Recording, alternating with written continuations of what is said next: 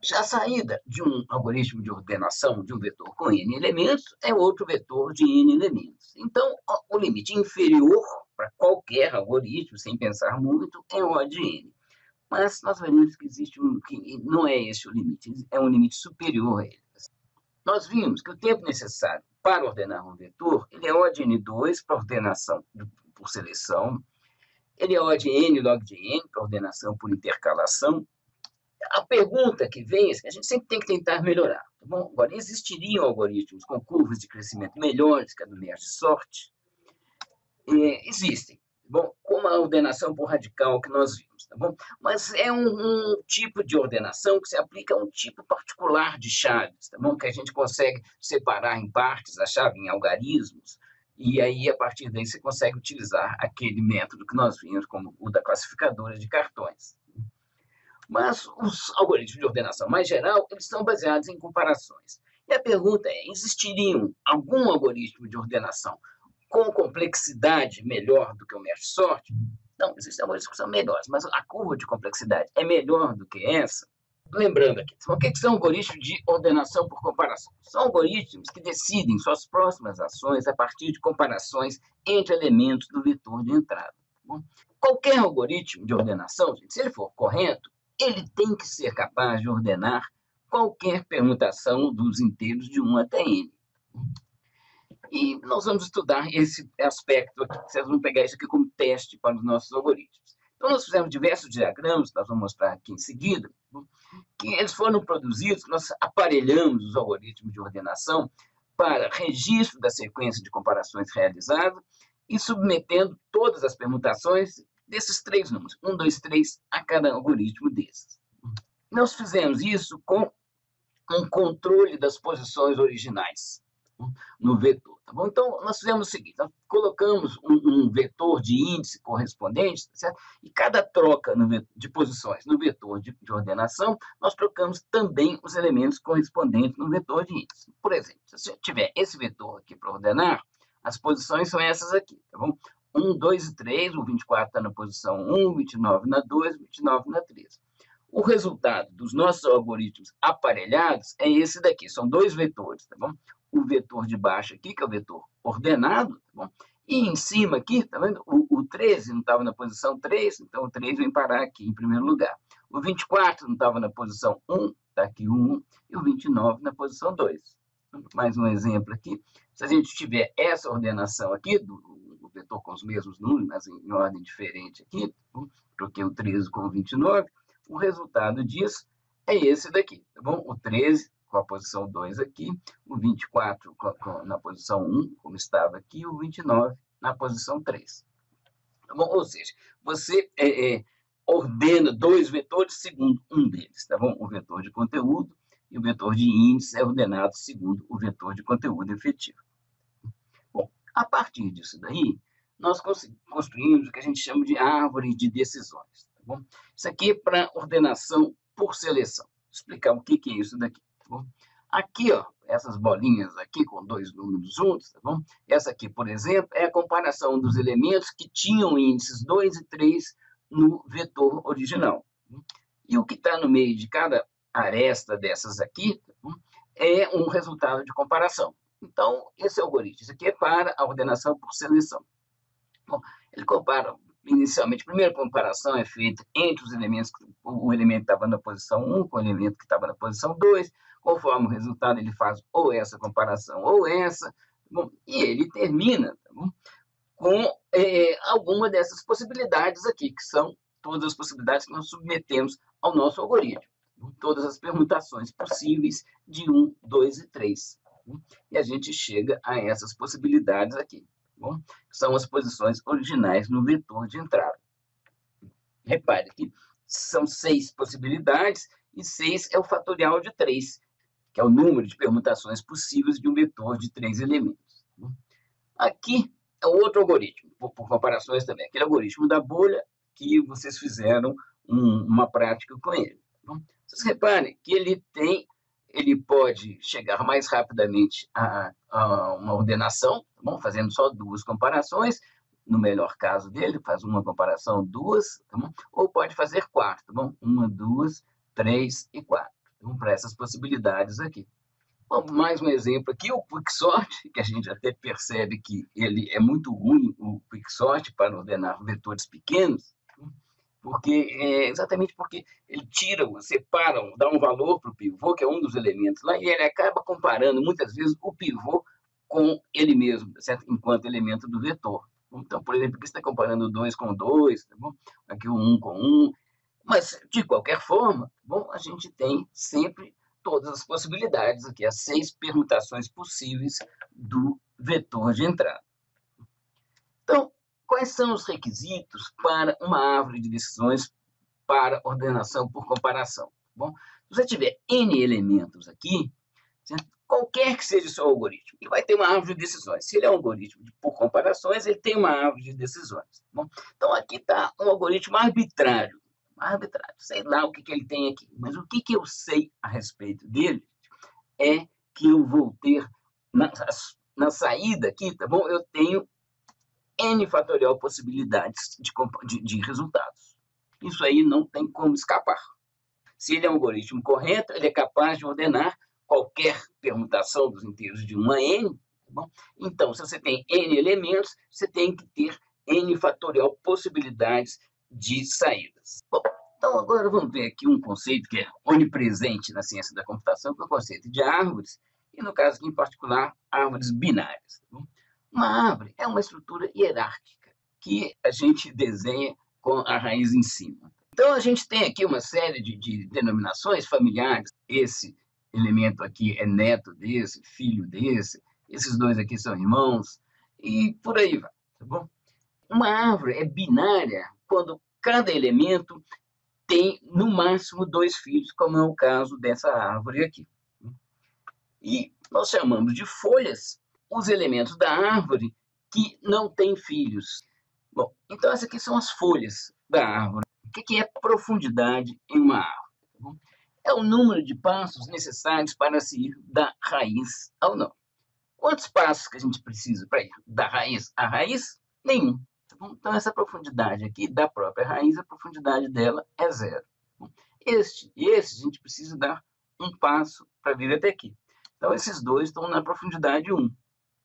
Esses aqui estão na profundidade 2 e esses aqui na profundidade 3. Então, agora, vamos ver um resultado aqui. Qual que é o número de folhas de uma árvore binária que tem profundidade máxima P? Vocês reparam aqui, nós temos uma árvore binária onde não está faltando nenhum elemento. Então, se eu tiver a profundidade P aqui, eu posso ter no máximo 2 filhos aqui, esse aqui pode ter no máximo mais 2, esse aqui pode ter no máximo mais 2. Então, a cada nível de profundidade, o que a gente pode fazer para ter o máximo de elementos, tá bom? É sempre ter 2 filhos. Então, com isso, se P é a profundidade máxima, então a gente tem no máximo 2 elevado a P folhas. No caso aqui, por exemplo, a profundidade máxima, que é a profundidade 0, 1, 2, 3. Então, a gente tem no máximo 8 filhos, que é 2 elevado a 3 folhas. O que é a profundidade em uma árvore de decisões? Tá bom? É o número, a árvore aqui que a gente está considerando são só esses nós aqui de comparações, tá bom? Porque a gente quer associar a complexidade à comparação, tá bom? O número de comparações. Então, a profundidade é o número de comparações numa rota de decisão. Por exemplo, essa folha aqui tem profundidade 1, 2, 3. Então, a profundidade máxima é o número de comparações feitas no pior caso. Bom, aqui é a árvore de decisões do algoritmo da bolha. Então, no pior caso, ela faz 4 comparações para ordenar um vetor de 3 elementos. Então, agora vamos juntar essas coisas aqui, tá bom? Você tem uma árvore de decisões para ordenar N itens, ela tem obrigatoriamente N fatorial folhas. Então, qual que deve ser a sua profundidade?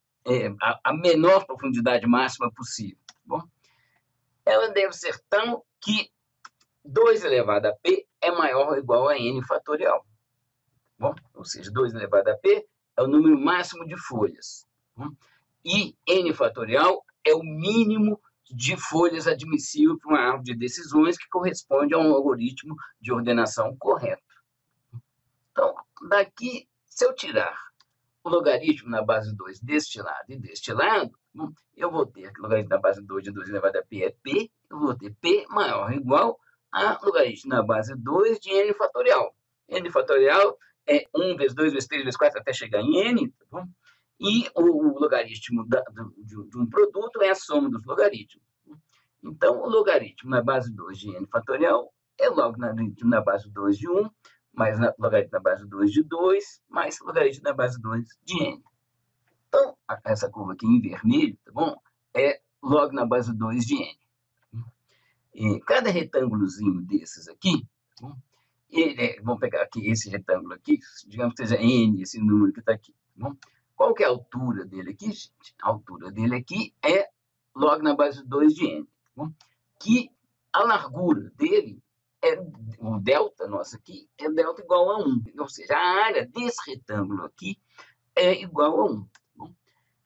Ou seja, a soma desses logaritmos, a soma das áreas desses retangulinhos, nós reconhecemos aqui, gente, que, vamos ver cada retângulo aqui, tá bom? Está encostando com o lado esquerdo na curva da função. Tá bom? E a gente tem aqui, então, que a soma dos logaritmos é a soma de rima pela esquerda de log 2 de n. A gente quer saber agora qual que é a soma das áreas dos retângulos. Então, nós temos uma situação interessante aqui, que é diferente daquela que nós vimos no cálculo numérico, que a gente não conhece a integral indefinida, porque a gente sabe qual que é a integral indefinida de log 2 de n.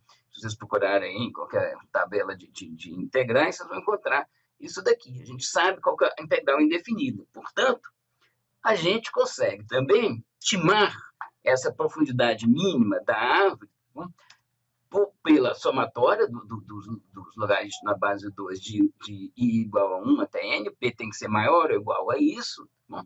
E isso daqui é aproximadamente igual a essa integral de 1 até n de log na base 2 de x, que é a área debaixo daquela curva lá, bom? Que nós vamos calcular sabendo da integral indefinida. E o resultado é esse daqui. Bom? P tem que ser maior ou igual a essa expressão aqui. Repara, aqui tem n que multiplica log de n. Aqui só tem n. Embaixo aqui é uma constante, isso aqui é uma constante também. Tá bom? Então, quando n cresce, é esse termo aqui que domina. Bom, muito bem, gente. Nós chegamos ao resultado que nós precisamos. Qual que é a complexidade mínima para a ordenação? Tá, para qualquer algoritmo de ordenação, ela é n log de n. Todo algoritmo de ordenação por comparações, no melhor dos casos, ele é O de n log de n. Bom, então, o merge-sort atinge esse limite. Vou repassar aqui bem rapidamente para a gente rever o raciocínio aqui. Você tendo uma profundidade máxima de P, você tem, no máximo, 2 elevado a P folhas em uma árvore binária. Bom, porque se tivesse faltando alguma coisa, que a gente teria menos folhas nessa árvore. Então, se alguns dos nós aqui na árvore não tivessem os 2 filhos a que ele tem direito, sendo a árvore binária. Então, ela tem no máximo 2 elevado a P. A profundidade em uma árvore de decisões, que é uma árvore binária, ela é o número de comparações. E o número de comparações é o esforço computacional do algoritmo. A profundidade máxima, mínima, então, qual que tem que ser, gente? A árvore de decisões, ela tem que ter obrigatoriamente n fatorial folhas, que são todas as possibilidades das permutações de um vetor de n elementos. Então, a profundidade P, ela deve ser tal que 2 elevado a P é maior ou igual a n fatorial. Tirando o logaritmo dos dois lados, tá bom? Eu tenho que P logaritmo na base 2, tá bom? Eu tenho que P é maior ou igual a logaritmo na base 2 de n fatorial, que é a soma dos logaritmos de 1 até n. Bom, essa soma é a soma das áreas desses retângulos aqui, que tem log na base 2 de n de altura e 1 de largura. Bom, então, no caso aqui, isso aqui então é a soma de rima, a gente reconhece aqui que isso aqui é a soma de rima pela esquerda de log 2 de n, e o que acontece aqui agora é que, ao invés de utilizar a soma das áreas dos retângulos para estimar a área debaixo da curva, eu vou utilizar a área debaixo da curva, que eu conheço, eu posso calcular facilmente, porque eu conheço a integral indefinida de log2 de n, que a gente encontra em tabelas de integração, e com isso eu consigo estimar, através da área debaixo da curva, estimar a soma das áreas dos retângulos, que é exatamente aquele somatório de log na base 2 de i, que eu vou estimar pela integral de 1 até n de log2 de x dx, que dá isso aqui, a gente pegando aquela integral indefinida, fazendo umas continhas, a gente tem isso, que é dominado por isso daqui. Bom, então a profundidade mínima é isso, a profundidade sendo o número de comparações. Então a complexidade mínima, para o pior caso, de qualquer algoritmo de ordenação por comparações, é n log de n.